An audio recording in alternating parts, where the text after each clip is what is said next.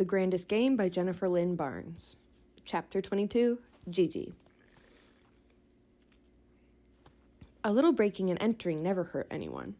It took Gigi 3 tries to find Knox's room, but the second she saw the vest, she knew she'd hit pay dirt. A systematic search of the room didn't yield anything other than Knox's clothes. A less systematic search also yielded nothing. Either Knox had hidden the bag and its contents somewhere else on the island after she'd finally given it up, or... Actually, Gigi couldn't come up with an or.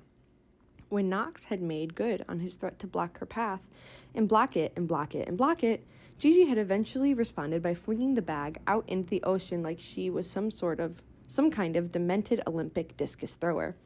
Knox had cursed her out and gone after the bag, giving Gigi a chance to make a break for it with the duct tape and the knife. She'd barely made it back to the house by sundown, but Mr. 5-Minute Mile definitely would have had time to hide the bag after he'd retrieve it. That didn't stop Gigi from searching the room and attached bathroom a third time. Through the bathroom wall, she heard someone in the next room turn on the shower. Brady? Why would he be showering now? Gigi told herself very sternly that 1, that was none of her business, and 2, she had no real reason to break into his room.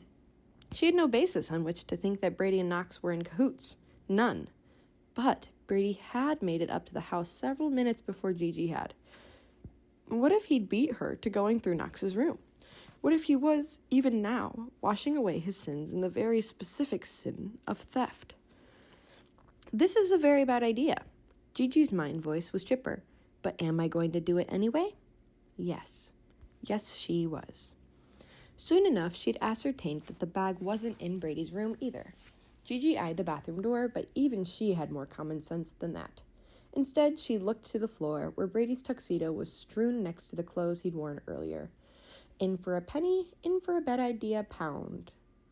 Gigi checked the pockets of Brady's clothes. All she found was a worn photograph of a teenage girl with mismatched eyes, one blue, one brown, notching an arrow in an oversized bow.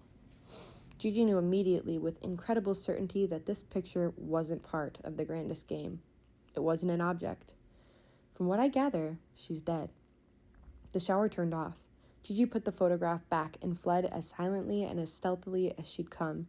She didn't stop when she hit the hallway or the spiral staircase or even the ground floor. She kept going, down another story to the second. Pausing to take what might have been her first breath since the shower had turned off, Gigi blinked when she registered what she saw. The second floor. To her right, there was a long, flat wall. No doors at all, and barely any space between the wall and the staircase. Moving counterclockwise, she found another blank wall, and then another. The fourth and final wall boasted 2 doors, both closed. The first door was entirely covered in gears. Gigi had never seen anything like this. She reached out to lightly touch the golden gear and then a bronze one. No doorknob, Gigi thought. She latched her hand around the biggest gear. It wouldn't turn, so she pulled and then pushed. The door didn't move. She tried the rest of the gears one by one with the same result. The second door didn't have a knob either. It was made of marble, swirling golden marble. In the middle of the door there was a complicated, multi-tiered dial, like something you would expect to see on a bank vault. Nothing Gigi tried opened either door, which made it pretty obvious. They were part of the game to come. Turning her attention back to the 3 blank walls, Gigi remembered the way the house had looked from the shore. There had been 5 stories, and the bottom 2 had been the largest. Hidden rooms? Gigi suddenly needed to see what the final floor, the lowest floor, the biggest, held. She took to the spiral staircase and made her way down. On the landing, where there should have been doors, where there should have been something, all Gigi saw was 4 white walls. Will you at least look at me? That question, demanding and sharp, floated down from the staircase above. Knox. You never give up, do you?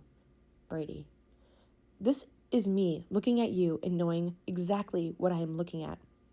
From where Gigi was standing, she couldn't see anything but their feet, which meant they couldn't see her. You want to blame me for the way last year's game went down, Daniels? Fine. Last year's game?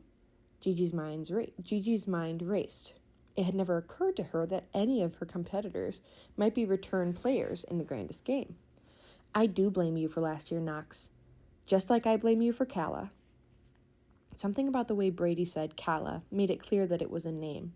Calla left, Knox bit out. Calla didn't just leave, and you damn well know it. She disappeared. Someone took her. Neither of them was talking like Calla was dead. They were talking like she was missing. Gigi wondered. Had Odette been mistaken, or had she lied? Or maybe Calla is missing and dead. How the hell would you know what Calla would or wouldn't do, Brady? She was with me. You were just a kid. A kid? Gigi mentally scrambled to keep it up. It didn't sound like they were still talking about the previous year's game, and in the picture, Calla had clearly been a teenager. 16? 17? And if she'd been with Knox, he had to have been at least 24 or 25 now. I was never a kid to Calla. Brady's voice went even deeper. And at least I hadn't forgotten her, like a coward, like she was nothing. Screw you, Daniels. You won't make it 2 seconds in this game without me on your side. You're soft, weak. You don't have the stomach for doing what it takes to win. The next sound Gigi heard was Knox storming up the stairs. Before she could breathe a sigh of relief about the direction of those footsteps, there was a second step. Quieter, coming down.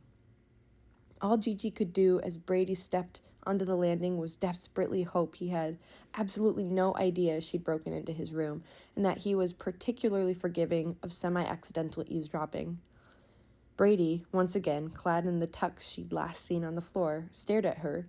Gigi prepared herself to be yelled at, but instead, Brady studied her for a moment and then nodded to the drawings on her bare arms. Is that a map? End of chapter 22.